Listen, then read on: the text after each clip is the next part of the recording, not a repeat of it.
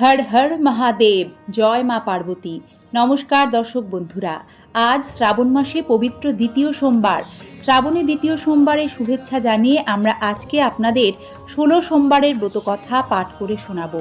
কারণ শ্রাবণ মাস থেকে অনেকেই 16 সোমবার ব্রত শুরু করেন। ব্রত করলে অবশ্যই সঠিক ব্রতকথা শ্রবণ করা প্রয়োজন। তাই শ্রবণ করুন 16 সোমবারের ব্রতকথা।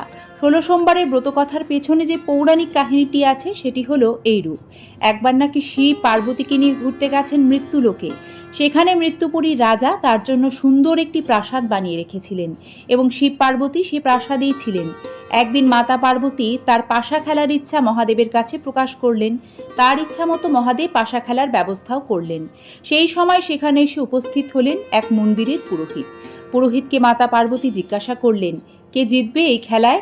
পুরোহিত কিছু না ভেবেই উত্তর দিলেন, মহাদেব জিতবেন।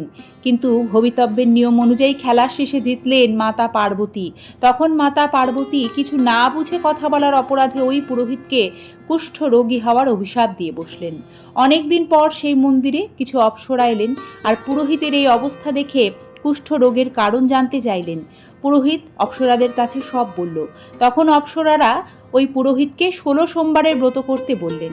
এই প্রথম মর্তে 16 সোমবারের ব্রত কেউ একজন শুরু করলেন। ভোলানাথের আশীর্বাদে পুরোহিত সুস্থ হয়ে গেলেন। এই ঘটনা জেনে পার্বতী তো অবাক হয়ে গেলেন। তাঁর দেওয়া অভিশাপ কিভাবে খণ্ডিত হলো? তিনি পুরোহিতকে এই বিষয়ে জিজ্ঞাসা করলেন আর জানলেন 16 সোমবারের ব্রতের কথা। সব জেনে মাতা পার্বতীও ঠিক করলেন তিনিও 16 সোমবার করবেন। এরপর এই ব্রতের কথা মাতা পার্বতীর থেকে জানতে পারলেন দেব সেনাপতি কার্তিক। কার্তিক সেই কথা তাঁর এক ব্রাহ্মণ বন্ধুকে বলেন। ব্রাহ্মণ বন্ধুও তখন এই ব্রত করার সিদ্ধান্ত নেন এবং নিষ্ঠা ভরে পালন করেন।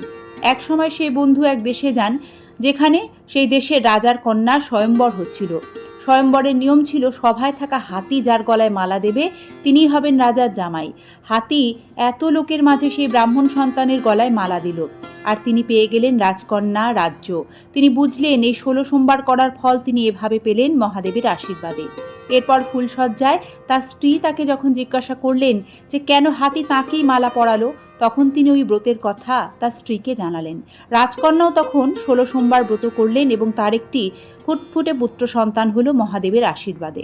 এভাবেই 16 সোমবার ব্রত লোকের থেকে লোকের মুখে মুখে ঘুরে ঘুরে আজ সবার দ্বারা পালন করা হয়ে থাকে। এ ব্রতের মহিমা সকলের মাঝে ছড়িয়ে পড়ল। সকলে বিশ্বাস আর নিষ্ঠা ভরে মহাদেবের আশীর্বাদ লাভ করতে এই ব্রত পালন করেন। ব্রত পালনের নিয়মাবলী: প্রথমে শিবলিঙ্গ স্থাপন করুন বাড়ির ঠাকুর ঘরের উত্তর মুখে। একটি পাত্রে বেলপাতা, চাল, ফুল, ধূপ, চন্দন, কর্পূর সব একসাথে রেখে দিন। স্নান করে সাদা পোশাক পরে বসতে হবে শিবের পুজোয়। আর সন্ধ্যাবেলা ফের একবার শিবলিঙ্গে জল ঢেলে তারপর উপবাস ভঙ্গ করবেন। পারলে এই দিন শিবের অষ্টোত্তর শতনাম পাঠ করুন, শিব চালিসা পাঠ করুন। এই দিন নুন ছাড়া খাবার খাওয়া উচিত, সেক্ষেত্রে ফল বা দুধ জাতীয় খাবার খাওয়াই ভালো। আর এই ব্রত শুরু করা উচিত শ্রাবণ মাসেই, কারণ শ্রাবণ মাস মহাদেবের মাস।